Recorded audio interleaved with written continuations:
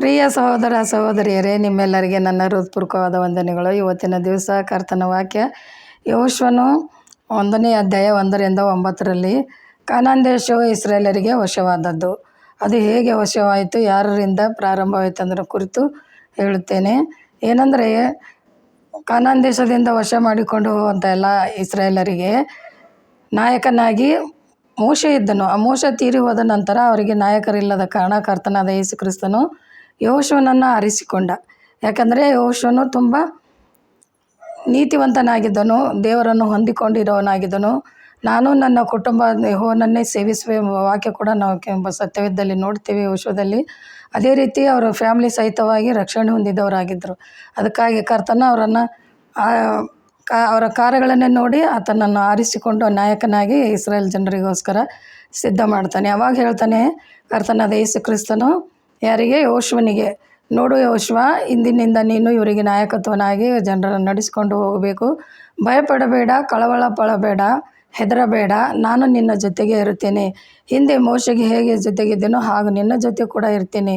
ಅದಕ್ಕಾಗಿ ನೀನು ಎಡಕ್ಕಾದರೂ ಬಲಕ್ಕಾದರೂ ತಿರುಗದ ಹಾಗೆ ದೇವರ ವಾಕ್ಯವನ್ನು ಹಗಲು ರಾತ್ರಿ ಧ್ಯಾನಿಸಿ ಅದರಂತೆ ನಡೆದುಕೊಂಡು ಹೋಗುವನಾಗಿರು ಅಂಥೇಳಿ ಆತನು ಒಂದು ವಾಕ್ಯನ ಹೇಳ್ತಾನೆ. ಇಲ್ಲಿ ಇನ್ನೊಂದು ಏನಂದರೆ, ಇದೇ ಯೆಹೋಶುವ 3ನೇ ಅಧ್ಯಾಯ 7ನೇ ವಚನದಲ್ಲೇನು ಹೇಳ್ತದಂದರೆ, ಯೆಹೋಶುವ 3:7, ಈಗ ಎದ್ದು ಸಮಸ್ತ ಪ್ರಜೆಗಳ ಸಹಿತವಾಗಿ ಯೊರ್ದನ್ ಹೊಳೆಯನ್ನು ದಾಟಿ ನಾನು ಇಸ್ರಾಯೇಲಿಗೆ ಕೊಡುವ ದೇಶಕ್ಕೆ ಹೋಗು. ಮೋಶೆಗೆ ಹೇಳಿದಂತೆ ನೀವು ಕಾಲಿಡುವ ಸ್ಥಳಗಳೆಲ್ಲ ನಿಮಗೆ ಕೊಟ್ಟಿದ್ದೇನೆ. ಏನು ಹೇಳ್ತಾನಂದರೆ, ಮೋಶೆಗೆ ಯಾವ ರೀತಿ ನಾನು ಆಜ್ಞೆ ಕೊಟ್ಟಿನಿ ಆ ರೀತಿ ನೀನು ಆಜ್ಞೆ ಕೊಡ್ತಿದ್ದ ಇದ್ದೀನಿ. ನೀವು ಎಲ್ಲೆಲ್ಲಿ ಕಾಲಿಡ್ತೀರಿ ಅಲ್ಲೆಲ್ಲ ನಿಮ್ಮ ಸ್ವಾಧೀನವಾಗುತ್ತದೆ ಅಂಥೇಳಿ ಆತನ ವಾಕ್ಯ ಹೇಳ್ತದೆ. ಹಾಗೆ ಇದೇ ರೀತಿಯಲ್ಲಿ ಯೆಹೋಶುವ 14:14ರಲ್ಲಿ ಏನು ಹೇಳ್ತದಂದರೆ, ಕೆನಜನಾದ ಯೆಫುನ್ನೆನ ಮಗ ಕಾಲೇಬನು ಇಸ್ರಾಯೇಲರ ದೇವರಾದ ಯೆಹೋವನನ್ನು ಸಂಪೂರ್ಣವಾಗಿ ಹೊಂದಿಕೊಂಡಿದ್ದ ಹೆಬ್ರೋನ್ ಅವನಿಗೆ ಸ್ವಾಸ್ಥ್ಯವಾಗಿ ಸಿಕ್ಕಿತ್ತು.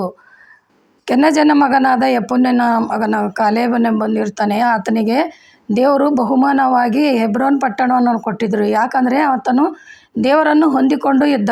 ಅಂದರೆ ಆತನ ಆಧಾರವಾಗಿಟ್ಟುಕೊಂಡು ಪ್ರತಿಯೊಂದು ಕೆಲಸದಲ್ಲಿ ದೇವರನ್ನೇ ನೆನೆಸಿ ಆತನ ನೀತಿ ಮಾರ್ಗದಲ್ಲಿ ನಡೆದು ಆತನ ವಾಕ್ಯವನ್ನು ಅನುಸರಿಸಿ ನಡೆಯೋದು. ಆದ್ದರಿಂದ ದೇವರು ಆತನಿಗೆ ಏನು ಮಾಡ್ದ, ಒಂದು ಹೆಬ್ರೋನ್ ಪಟ್ಟಣವನ್ನೇ ಸ್ವಾಸ್ಥ್ಯವಾಗಿ ಕೊಟ್ಟು ಬಿಟ್ಟಿದೆ. ಇಂದಿಗೂ ಇದೆ ಅಂತೇಳಿ ಸತ್ಯವೇದದಲ್ಲೇ ಹೇಳ್ತದೆ. ಅದೇ ಪ್ರಕಾರ ನೀವು ಕೂಡ ಹಾಗೆ ನಡೆದುಕೊಂಡ್ರೆ ನಿಮಗೂ ಆ ರೀತಿ ಎಲ್ಲ ಕೆಲಸದಲ್ಲಿ ಸಫಲವಾಗುತ್ತದೆ ಯೆಹೋಶುವನೇ ಅಂಥೇಳಿ ದೇವರು ಆತನಿಗೆ ವಾಗ್ದಾನ ಮಾಡ್ತಾನೆ. ಅದಕ್ಕೆ ನೀನು ಹೋಗುವಾಗಲೂ ಬರುವಾಗಲೂ ನಾನು ನಿನ್ನ ಜೊತೆಯಲ್ಲೇ ಇರ್ತೇನೆ.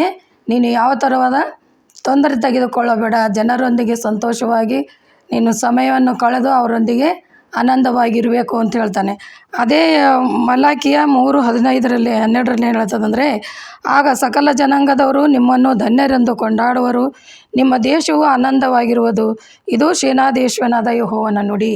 ಅದಕ್ಕೆ ದೇವರನ್ನು ಹೇಳ್ತಾನೆ, ನೀವು ನನ್ನ ವಾಕ್ಯವನ್ನು ಧ್ಯಾನಿಸಿ ಅದರಂತೆ ಅನುಸರಿಸಿ ನಡೆಸಿಕೊಂಡು ಹೋದಾಗ ನಿಮಗೆ ಎಲ್ಲ ರೀತಿಯಿಂದ ಸಫಲವಾಗುವುದು ಹಾಗೂ ನಿಮ್ಮ ದೇಶವು ಯಾವಾಗಲೂ ಆನಂದವಾಗಿರುವುದು ಅಂಥೇಳಿ ಇದು ಯೆಹೋವನ ನನ್ನ ನುಡಿ. ಅಂದರೆ ನಾನು ನಿಮಗೆ ಆ ರೀತಿ ಆಶೀರ್ವಾದ ಮಾಡುತ್ತೇನೆ. ಅದಕ್ಕೆ ನೀವು ನನ್ನ ವಾಕ್ಯಗಳನ್ನು ಅನುಸರಿಸಿಕೊಂಡೇ ನಡೆಯಬೇಕು ಅಂಥೇಳಿ ದೇವರು ಅವನನ್ನು ಎಚ್ಚರಿಸಿ ಹೇಳ್ತಾನೆ. ಅದೇ ರೀತಿಯ ದೇವರ ಮಾತನ್ನು ಕೇಳಿಕೊಂಡು ಆ ಕಾರ್ಯವನ್ನು ಮಾಡಿದಾಗ ಯೆಹೋಶುವನಿಗೆ ಎಲ್ಲ ಸಮಯದಲ್ಲಿ ಸಫಲವಾಗಿ ದೇವರಿಗೆ ಕೃತಜ್ಞತನಾಗಿರುವಿ ಅಂತ ಹೇಳ್ತಾನೆ. ಅದೇ ರೀತಿಯಿಂದ ನಾವು ಕೂಡ ದೇವರಿಗೆ ಕೃತಜ್ಞತನಾಗಿರಬೇಕಾದರೆ ಆತನ ವಾಕ್ಯಗಳನ್ನು ಧ್ಯಾನಿಸಿ ಆತನ ಅನುಸಾರವಾಗಿ ನಡೆದುಕೊಂಡು ಎಲ್ಲರೂ ನಾವು ನೀತಿ ಮಾರ್ಗದಲ್ಲಿ ನಡೆದಾಗ ದೇವರು ಕೂಡ ನಮಗೆ ಬೇಡಿದ್ದನ್ನು ಸಫಲಪಡಿಸಿ ನಮ್ಮ ಕಾರ್ಯಗಳಲ್ಲಿ ಸಫಲಪಡಿಸ್ತಾರೆ ಹಾಗೂ ಕುಟುಂಬದಲ್ಲಿ ಶಾಂತಿ ಸಮಾಧಾನವಿರುತ್ತದೆ. ಅದಕ್ಕಾಗಿ ನೀವುಗಳು ಆ ರೀತಿ ನಡ್ಕೊಳ್ಳಬೇಕಂತೆ ಇವತ್ತಿನ ವಾಕ್ಯವಾಗಿರ್ತದೆ. ಹಾಗೂ ಈ ಸಮಯದಲ್ಲಿ ಇನ್ನೊಂದು ಏನಂತಂದರೆ, ನಾವು ಸಾಕ್ಷಿ ಕೊಡುವುದು. ಇಂಥ ಕೊರೋನಾ ಸಮಯದಲ್ಲಾದರೂ ದೇವರು ನಮ್ಮೆಲ್ಲರನ್ನು ಸುರಕ್ಷಿತವಾಗಿಟ್ಟು ಎಷ್ಟೋ ಜನರು ತೀರಿಕೊಂಡು ಹೋದರು. ಆದರೂ ನಮ್ಮನ್ನು ಅದ್ಭುತ ರೀತಿಯಲ್ಲಿ ಜೀವಂತವಾಗಿಟ್ಟು ಈ ವಾಕ್ಯವನ್ನು ಸಾರಲು, ನನಗೆ ಸಂದೇಶವನ್ನು ಸಾರಲು ದೇವರ ಅನುಕೂಲ ಮಾಡಿಕೊಟ್ಟಿದ್ದಕ್ಕಾಗಿ ದೇವರಿಗೆ ಸ್ತೋತ್ರ ಸಲ್ಲಿಸ್ತೇನೆ. ಪ್ರಾರ್ಥನೆ ಮಾಡೋಣ. ಪರಿಶುದ್ಧನೇ ಪರಿಶುದ್ಧನೇ, ದೂತಗಳ ಒಡೆಯನೇ, ಸೇನಾಧೀಶ್ವರನೇ, ಅಪ್ಪ, ಈ ಸಮಯದಲ್ಲಿ ಕರ್ತನೆ ನಿನ್ನ ವಾಕ್ಯವನ್ನು ಹೇಳುವಂಥ ಸಮಯದಲ್ಲಿ ಮಕ್ಕಳೆಲ್ಲರೂ ಚೆನ್ನಾಗಿ ಕೇಳಿ ಎಲ್ಲರೂ ನಿನ್ನ ನೀತಿ ಮಾರ್ಗದಲ್ಲಿ ನಡೆಯುವಂತೆ ನಿನ್ನ ಕೃಪಾ ಆಶೀರ್ವಾದ ನೀಡಬೇಕಾಗಿ ಯೇಸುವಿನ ನಾಮದಲ್ಲಿ ಬೇಡಿ ಹೊಂದಿದ್ದೇನೆ ತಂದೆ. ಆಮೆನ್.